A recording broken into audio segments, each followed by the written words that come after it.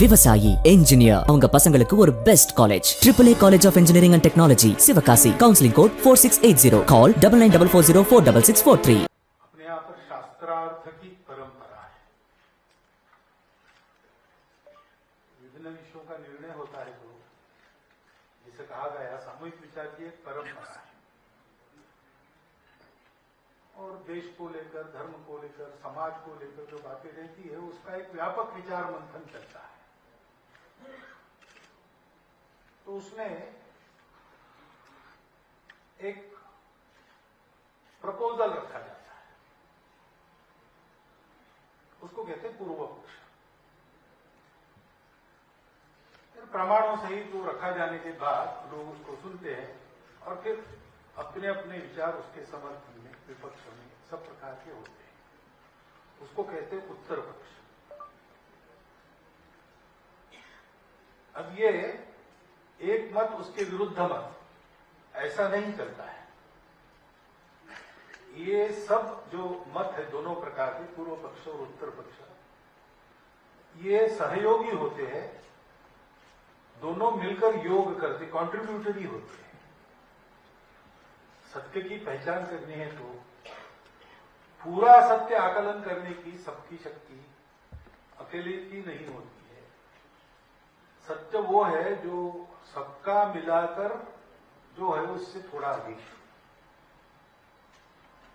इसलिए सब लोग अपने अपने दृष्टिकोण से बताते हैं, अपने अपने परिस्थिति में से विचार करते हैं। इस सब मंथन में से एक सहमति बनती है तो वो प्रपोजल फिर सिद्ध हो जाता है, उसका ही निर्णय बनता है।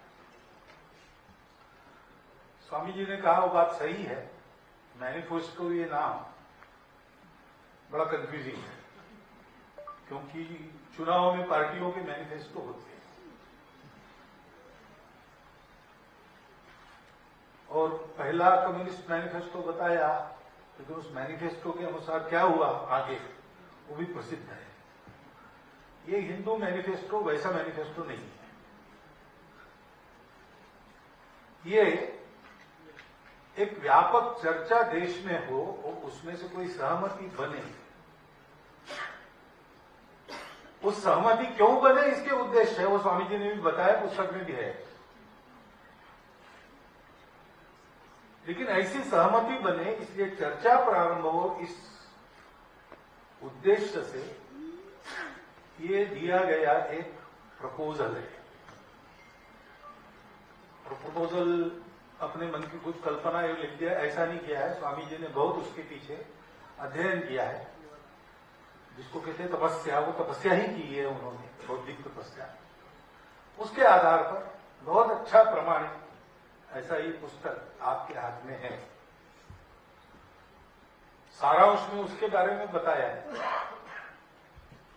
लेकिन पुस्तक लेकर आपको पढ़नी चाहिए, क्योंकि इस पर अगर व्यापक मंथन होना है तो इसके एक एक वाक्य में क्या है।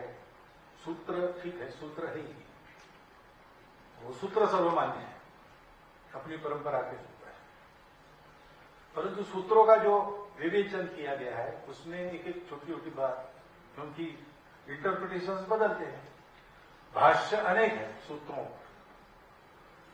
और अनेक है और अनेक होंगे,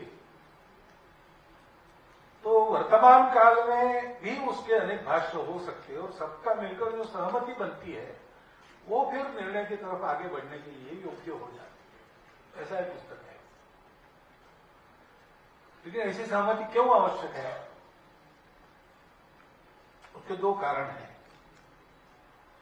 पहला कारण है कि विश्व को आज एक नया रास्ता चाहिए।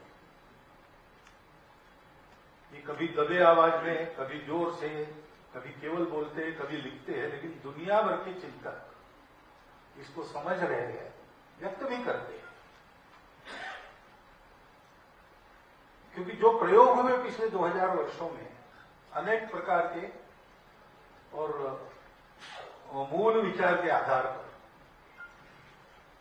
अपनी चालू भाषा में कहना है तो आस्तिक विचार, नास्तिक विचार, जड़वादी विचार, आध्यात्मिक विचार, ये जो प्रयोग हुए वो प्रयोग अयशस्वी हुए। उसमें कुछ तो लाभ हुआ है,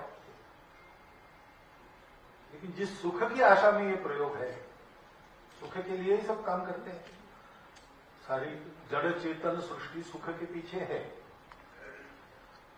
तो उसके लिए प्रयोग हुए।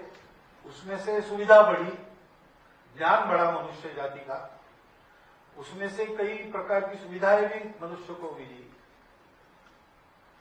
और भौतिक सुख भी बहुत मात्रा में बढ़ा। लेकिन ये भी है कि वो सबका नहीं बढ़ा, जिनका बढ़ा उनके लिए किसी का कम होगा, और ये नियम है, किसी का कम होगा तभी दूसरों का बढ़ेगा। ऐसा हुआ है। संतोष नहीं है, समाधान नहीं है। सुख बढ़ा ऐसा आप भौतिक दृष्टि से कह सकते हैं, लेकिन दुख भी बढ़ा है। नई सुविधाएं आ गई, नए रोग भी आ गए, नई दवाइयां मिली, उसमें से भी नए रोग उत्पन्न हो गए। भूमि के लिए दवाई बनी, भूमि अशुद्ध हो गई। ऐसे कई बातें हो गई। प्रगति, विकास हुआ, पर्यावरण घटा। पर्यावरण की सुरक्षा करने गए तो विकास की गति पर निर्बंध लादने पड़े। ऐसी कई बातें हैं, और इसलिए विश्व सोचता है कि हमने दो रास्तों का विचार किया, उस पर चलकर देखा, दो प्रकार के, दो दिशाओं का। एक तो विश्व के पीछे जो सत्य है वो जड़ता है कि चेतनता है, दोनों पर चल के देखा।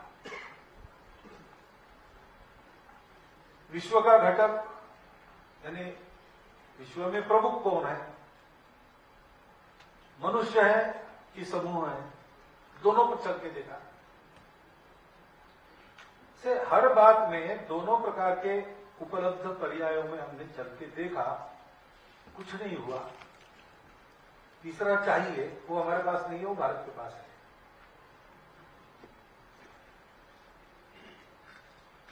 तो ये कर्तव्य बनता है विश्व की मनुष्यता के लिए एक नया रास्ता देने का काम, ये भारत का कर्तव्य बनता है। वैसे भी कर्तव्य है, ईश्वर प्रदत्त कर्तव्य है, क्योंकि ये जो सारे प्रयोग हुए उसमें जो अच्छा है वो रखकर उसकी त्रुटियां सुधार कर एक पूर्ण पर्याय देना है, तो उसके लिए आवश्यक जो पूर्णता देने वाली दृष्टि है वो केवल भारत के पास है, परंपरा से। अन्य लोगों के पास नहीं है, इसलिए वो भारत से अपेक्षा करते हैं। लेकिन दूसरी बात यह है कि अगर ऐसा है तो उस पूर्ण दृष्टि के आधार पर भारत का जीवन खड़ा होना चाहिए। जैसे मैंने कहा कि स्वामी जी ने 8 सूत्र बताए, उन सूत्रों के बारे में कोई दुविधा नहीं है, वो पूर्ण है, वो पूर्ण होंगे। विचार कैसा भी कर लीजिए, कितने भी लोग कर लीजिए, और सनातन अनुभव से आए हुए सत्य के सूत्र है। लेकिन जब उसका भाष्य करने जाते हैं तो भाष्य तो अनेक होते हैं। भगवद गीता है, भगवद गीता में क्या है, कर्मयोग है कि भक्ति योग है, अहिंसा का उपदेश है कि हिंसा का उपदेश है, आदि आदि। हर आदमी अपने दृष्टि से देखता है,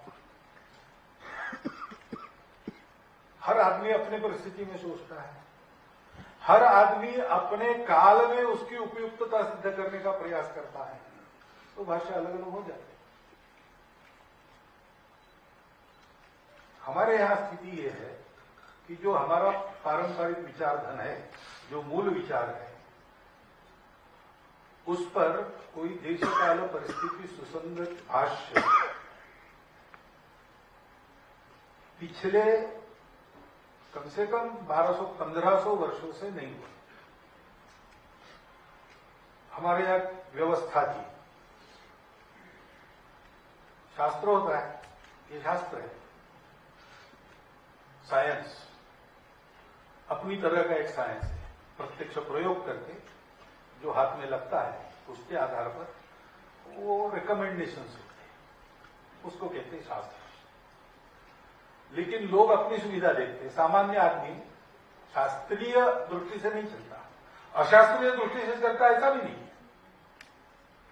लेकिन जो शास्त्र उसके पास आता है वो अपनी सुविधा का बना लेता है, ये उसका स्वभाव है। ये दुनिया भर में सर्वत्र है, केवल अपने यहां ऐसा नहीं है, ये लोक का स्वभाव है। लोक और शास्त्र, इनमें प्रमाण कौन है? तो प्रमाण शास्त्र है। परंतु होता क्या है? तो लोक हावी हो जाता है। शास्त्रार्थ रूढ़िर बलिए, ऐसा है। तो हम वैभव की परम स्थिति, ज्ञान की परम स्थिति पर थे और संपूर्ण विश्व को अपने उपदेश से प्रभावित कर रहे थे, संस्कृति दे रहे थे, शास्त्र दे रहे थे, तरह तरह के विज्ञान लोगों को दे रहे थे। ऐसा एक जमाना था। मेक्सिको से साइबेरिया तक हम थे ना, हमारा प्रभाव था। हमने किसी को जीता नहीं वगैरह वगैरह। ये गलती की ऐसा लग सकता है कुछ लोगों को, लेकिन ये फैक्ट है कि ऐसा हमने नहीं किया। परंतु उस समय जो शास्त्र हमारा था, तो बहुत समय हम ऐसी स्थिति में रहे तो हम सुरक्षित रहे और समृद्ध रहे, इसलिए आश्वस्त हो गए। आश्वस्त होने के कारण हमने काल सुसंगत भाष्य के विचार की उपेक्षा की और फिर लोग अपनी सुविधा का विचार करते करते अपने स्वार्थ का भी विचार करने लगे। तो जो नहीं है वो हमने शास्त्रों का भाष्य किया, जो वास्तविक उसका नहीं है। ये जाति वर्ण व्यवस्था, उसमें भेद था कि नहीं था? अभी तो सभी संतों ने उडुपी में एकत्र आकर डिक्लेयर कर दिया है कि छुआछूत और ऊंच नीच भाव का हमारे शास्त्रों में कोई स्थान नहीं है। तो नहीं है, इसका प्रमाण भी है, इस पुस्तक में भी आपको मिलेंगे।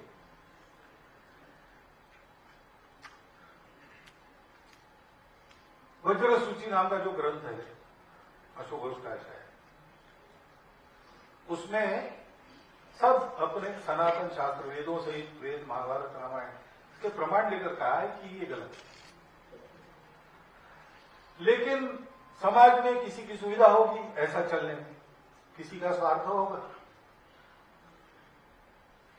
और बोध चला गया क्योंकि शास्त्रों की उपेक्षा की गई। तो ये जो बोध है वो बोध हम भूल गए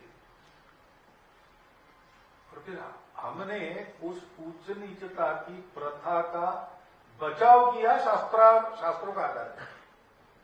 आज जैसा स्वामी जी ने ये बताया है कि भेद नहीं है, हो नहीं सकता, क्योंकि भेद की कल्पना ही नहीं है हमें। ये जैसा अपने शास्त्रों का आधार लेके बताया, वैसा शास्त्रों का आधार लेके भेदों का बचाव हमने किया है।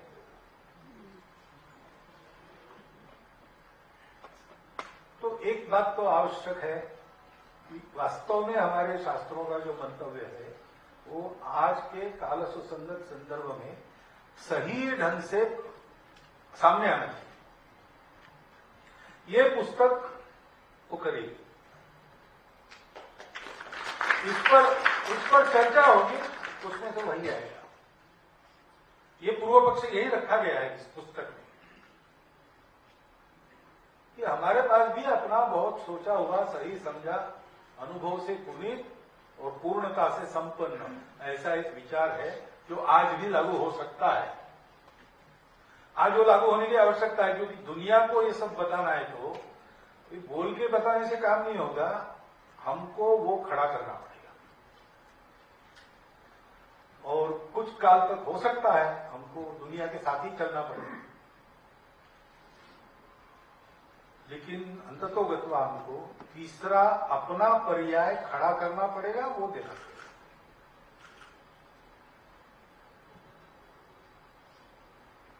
जैसे तो बोलते बोलते हम बोल जाते हैं कि हमारे भी कारपोरेट होने चाहिए, लेकिन हमारे कारपोरेट नहीं हो सकते, हमको कुछ शब्द खोजना पड़ेगा उसके लिए, अंतर्राष्ट्रीय व्यापार का नियंत्रण करने वाला, क्योंकि कारपोरेट का मतलब है केंद्रीकरण। हमारे यहां तो विकेंद्रीकरण है पहले से, मास प्रोडक्शन नहीं है, प्रोडक्शन बाय मासेस है। अब आज एकदम हमने ऐसा किया तो शायद दुनिया में स्पर्धा है, उस दुनिया में वैसी स्पर्धा नहीं थी, आज है। तो शायद आज हमको कुछ देर ऐसा चलना पड़ेगा, लेकिन उसी से तो शोषण उत्पन्न हुआ है। तो ये जो सारी सिस्टम्स आज एग्जिस्टेंस में है, अस्तित्व में है, उनमें से जाकर हमको उनके भारतीय पर्याय देने पड़ेंगे। उसके लिए शास्त्रार्थ आवश्यक है, और वो शास्त्रार्थ शुरू करने के लिए एक बहुत अच्छी प्रमाणित पुस्तक है, क्योंकि इसमें जिन सूत्रों के आधार पर विवेचन है और उन सूत्रों के लिए जो प्रमाण दिए हैं वो अविवादित है, वो वैसे है। उसका भाष्य स्वामी जी ने किया है, और किसी का कुछ और हो सकता है, लेकिन ये चर्चा होने से ही उसमें से नवनीत निकलेगा, उस मंथन में से ही निष्कर्ष निकलेगा। उसकी आवश्यकता है, क्योंकि हमारा अपना जीवन इसके अनुसार नहीं चल रहा है। दुनिया को उनको बहुत सिखाना है, और सिखाने लायक हमारे पास बहुत है, लेकिन जो बहुत है वो आज हमारे आचरण में नहीं है। तो भेदभाव कहां से है, अभी भी चलता है, क्यों चलता है?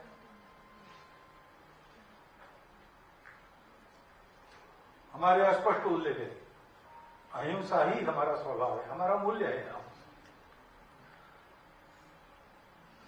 लेकिन हमारी अहिंसा लोगों को बदलने के लिए, लोगों को अहिंसक बनाने के लिए, तो कुछ लोग तो बन जाएंगे हमारा उदाहरण देकर, लेकिन कुछ लोग नहीं बनेंगे, और इतने बगड़े रहेंगे, कुछ भी करो वो नहीं होंगे और उपद्रव करेंगे दुनिया का। तो इसके लिए क्या करना है? आपने बताया मुंबई में मैंने रावण का उल्लेख मैंने इसलिए का, मैंने कहा कि भाई हम तो किसी के दुश्मन नहीं है, द्वेष वगैरह हमारा स्वभाव नहीं है। तो रावण का भी जो वध हुआ वो रावण के अकल्याण के लिए नहीं हुआ, कल्याण के लिए हुआ। जब ये सिद्ध हुआ कि शिवभक्त रावण है, वेद ज्ञाता रावण है, उत्तम गवर्नेंस करने वाला रावण है, सब प्रकार का उसके पास अच्छा आदमी बनने के लिए जो जो चाहिए वो सब है, लेकिन उसने जिस शरीर और मन बुद्धि का स्वीकार किया है वो ऐसा है कि वो इस अच्छाई को उसके अंदर आने नहीं देगा, और कुछ भी करो उसमें अच्छाई भर नहीं सकते। अब उसको अच्छा बनना है तो एक ही उपाय है, उस शरीर मन बुद्धि को समाप्त करके वो दूसरे शरीर और मन बुद्धि को लेकर आ जाए। तो भगवान ने उसका संहार किया। अब उस संहार को हिंसा नहीं कहते, वो अहिंसा ही है। तो अहिंसा हमारा धर्म है, आतताइयों से मारना खाना, गुंडागर्दी वालों को सबक सिखाना, ये भी हमारा धर्म है।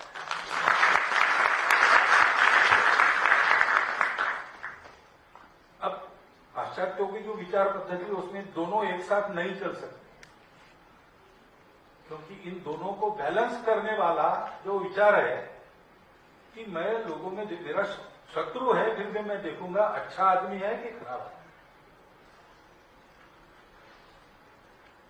वो बैलेंस नहीं है। शत्रु है या नहीं शत्रु है, वो अच्छा होगा तो भी उसको पूरा मिटा। हमारे यहां वो अच्छा है कि नहीं इसको देखते हैं, और कुछ लोगों को थोड़ा दंड देके, लोगों को ज्यादा दंड देके, कुछ लोगों को दंड दिए बिना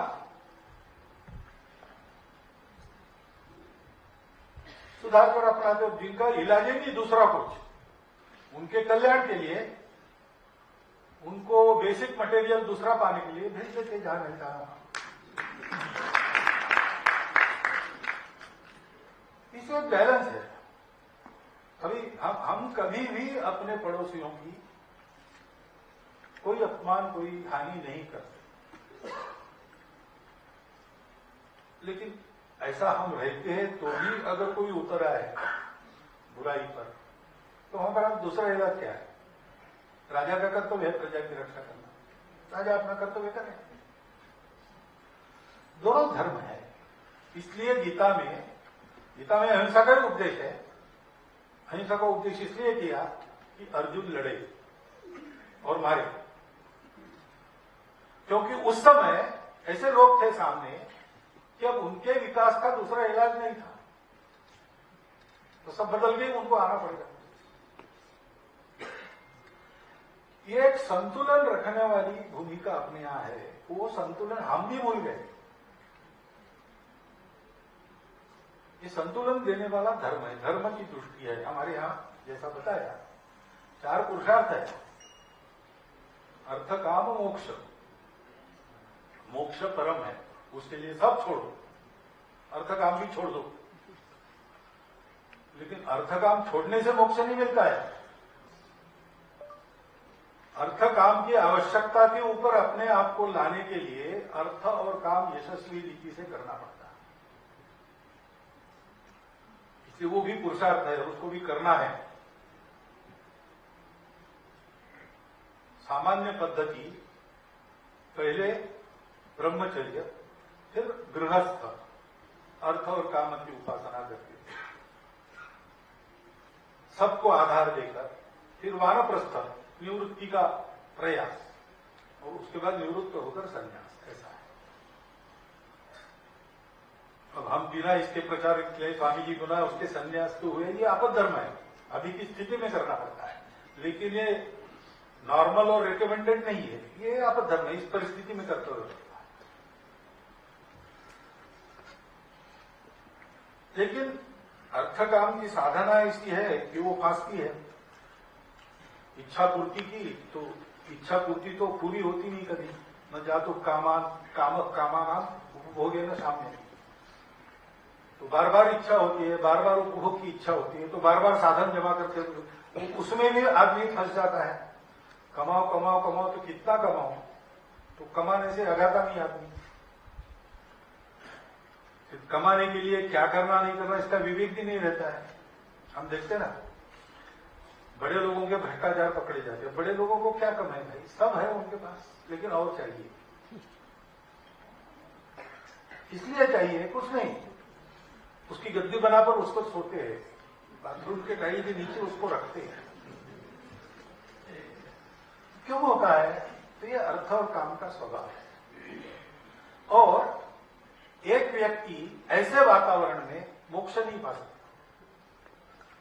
तो किसी को मुक्ति पानी है तो पूरे समाज में वातावरण चाहिए। मोक्ष को भी और अर्थ काम को भी एक अनुशासन में रहना पड़ेगा, एक नियंत्रण में रहना पड़ेगा, मर्यादा में रहना पड़ेगा। वो मर्यादा धर्म है। इसलिए व्यास महर्षि ने कहा है, न कामान न भयान न लोभा धर्मम तेजे जीवित भी हो। काम के लिए, किसी लोभ के लिए, अपने जीवन के लिए भी धर्म मत छोड़ो। धर्मो नित्य सुख दुखेशु अनंति, जीवो नित्यो हेतुरस्यत्व नित्या। धर्माद अर्थश्च कामश्च स धर्मम किम न सर्वे। आपको पैसा मिलेगा, लेकिन आपके समाज में सबको मिलेगा तो आपका टिकेगा, नहीं तो आपका पैसा मिलेगा आपको, डकैत ले जाएंगे, या कोई अपहरण करके फिरौती में वसूल कर लेंगे, या नक्सलवादी आपको समाप्त कर देंगे। पैसा आपका उनको चाहिए। पूरा समाज ऐसा होता है तो सब ठीक चलता है। इसलिए अर्थ और काम की मर्यादा है, वो धर्म है। धर्म ये पूरे समाज जीवन की धारणा करता है। अब हमने जो विस्मृति आई तो हमने धर्म को कर्मकांड समझ लिया केवल। हमने अपने धर्म को पूजा घर और पाक घर में बंद कर दिया और केवल इसी में रहे। इसकी पूजा कैसे करना, क्या खाना नहीं खाना, ये कोड है, ये प्रिंसिपल नहीं है। धर्म ये प्रिंसिपल है, वो शाश्वत धर्म है। उसी के चौखट में बाकी धर्म चाहिए। शाश्वत धर्म 4 बातों पर टिका रहता है: सत्य, करुणा, शुचिता, तपस्या। जो भी आप कर्मकांड करेंगे, जो भी रिलीजन आप लेंगे, रिलीजन धर्म नहीं है। रिलीजन तब तक धर्म नहीं होता जब तक वो धर्म के अनुसार नहीं चलता। यानी सत्य, करुणा, शुचिता, तपस्या की चौखट में चलने वाला जो है वो धर्म है। और इसके बाहर आकर जो चलेगा वो अधर्म है। सत्य है, सब में एक ही है। फिर आप अगर उसमें ऊंच नीच देखते हो तो वो अधर्म है, वो सत्य से विपरीत है। ऊंच नीच देखकर आप किसी को छाया से भी दूर रहते हो या उसको रखते हो तो वो करुणा विरहित आचरण है, इसलिए वो अधर्म है। ऐसा आप करते हो तो आपका आचरण पवित्र नहीं रहता, वो अशुचिता हो जाती है, इसलिए वो धर्म नहीं है।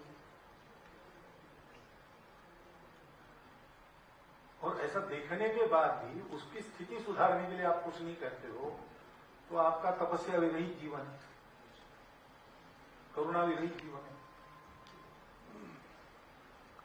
और इसलिए ये आवश्यक है कि रिलीजन अनेक है और हर जितने आदमी है उतने रिलीजन हो सकते हैं, और देर सवेर आदमी हर रिलीजन में से जाके उचित दिशा में बढ़ता है। अपना अपना रास्ता अपने अपने लिए श्रेष्ठ होता है।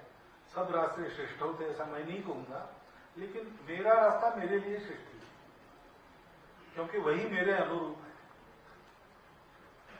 उसे जो मिला है उसमें ठीक रहना, लेकिन जो भी मेरा रास्ता है वो सब रास्तों का सम्मान करने वाला है, किसी को बदलने का प्रयास नहीं करता। और अपना रास्ता श्रेष्ठ है इसलिए उसके बचाव में हम प्राणार्पण भी करते हैं, ये होना चाहिए, इसमें कोई गलत बात नहीं है। लेकिन बाकी रास्तों के प्रति सहिष्णुता नहीं, केवल स्वीकार और सम्मान, वो भी उतना ही ठीक है। तुम चलो अपने रास्ते, तुम पहुंचो। रमन महर्षि के बाद पॉल ब्रंटन उनके पास गए मिलने के लिए और उन्होंने कहा कि मैं हिंदू हो जाता हूं। रमन महर्षि ने कहा क्यों? तो बोले मुझे अच्छा आदमी बनना है। तो अगर तुम ईसाई हो तो ईसाई धर्म पर प्रामाणिकता से चलो तो तुमको वही मिल जाएगा अच्छा आदमी होना, उसके लिए तुमको ये परिवर्तन करने की आवश्यकता नहीं। कोई आदमी आके कहता है मैं बनने के लिए तैयार हूं तो हमारा सनातन महर्षि उसको उपदेश क्या देता है, भाई तुमको जो मिला है उसमें ठीक रहो, उसी में तुम्हारा श्रेय है। यह दृष्टि चाहिए। गुरुदेव रानड़े हो गए, वो कहते थे कि there is a religion on top of every religion, और जब तक हम religion on top of religions नहीं समझते तब तक हम रिलीजन को भी नहीं समझते, हम उसको भटकाते हैं। और वो religion on top of religions यानी आध्यात्मिकता है, स्पिरिचुअलिटी है। वही दृष्टि सब बातों को पूर्ण करती है। तो इन सूत्रों का विचार शास्त्रार्थ बुद्धि से भी होगा, लेकिन आज भी सौभाग्य से अपने देश में जिनका वहां संबंध है, कम ज्यादा होगा लेकिन है, नित्य निरंतरों सत्य के संपर्क में रहते हैं, ऐसे लोग उपलब्ध हैं। उनके पास भी ये पुस्तक जाएगी, उनकी पूर्ण दृष्टि से छन कर निकलेगी। ये सारी प्रक्रिया होगी तब हमको अपनी परंपरा के बारे में एक उत्तम निर्णय मिलेगा। वो आना चाहिए, उसकी आवश्यकता है, क्योंकि आज हिंदू समाज को हिंदू धर्म समझने की आवश्यकता है। ये बात अपने हिंदू धर्म संस्कृति को, हिंदू समाज को विश्व के सामने ठीक नजरिए में पेश करने का एक उत्तम साधन है। सारे भौतिक जीवन का भी विचार करने के लिए एक नई वैचारिक दृष्टि सारे विश्व में देने का ये एक उत्तम साधन है।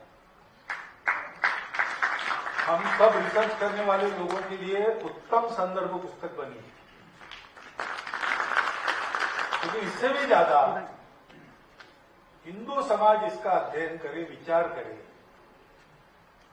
सोचने वाले लोग, ऐसे जो साक्षात्कारी लोग हैं, वो इस पर अपना मत व्यक्त करें,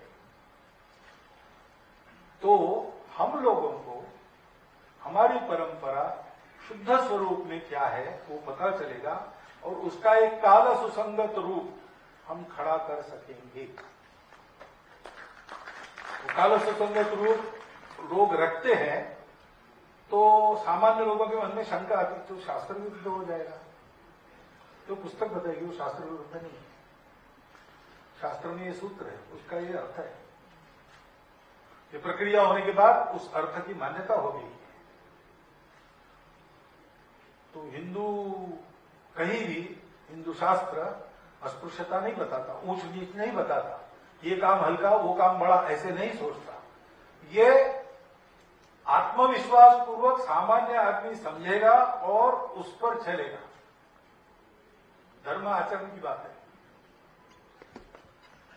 हिंदू धर्म को पुस्तक की बात नहीं मानता। आचारात प्रभो धर्म आचरण। मुझे इस पुस्तक का सर्वाधिक महत्व इसमें रखा है कि योग्य आचरण करने के लिए एक तथ्यपूत, शास्त्रपूत और तपस्पूत, क्योंकि स्वामी जी ने तपस्या की उसकी, ऐसी सामग्री हम सब लोगों के लिए मिलेगी। ये पुस्तक सभी शोधार्थी लोगों के लिए, अध्येताओं के लिए बहुत उपयुक्त पुस्तक है, लेकिन इतनी भी समझने में के लिए कठिन नहीं है कि सामान्य आदमी इसको न पढ़ सके और न समझ सके। इसलिए पुस्तक यद्यपि बहुत सारी बातें सारांश में आपको आज पता चली पुस्तक के बारे में, आपको खरीद कर इसको पढ़ना चाहिए और खरीदवानी चाहिए सबसे। तो फिर इसका प्रचार प्रसार होगा, एक पुनर्विचार होगा, अपने जीवन की काल सुसंगत एक रचना सामने आएगी। उसके आधार पर विश्व को जिसकी आवश्यकता है वो बात देने की योग्यता हमारी खड़ी होगी। उसमें विश्व का भला होगा ही, जो करा लेना चाहेगा उसका होगा, नहीं उसका नहीं होगा, लेकिन अपने समाज का, अपने देश का तो निश्चित रूप से भला होगा।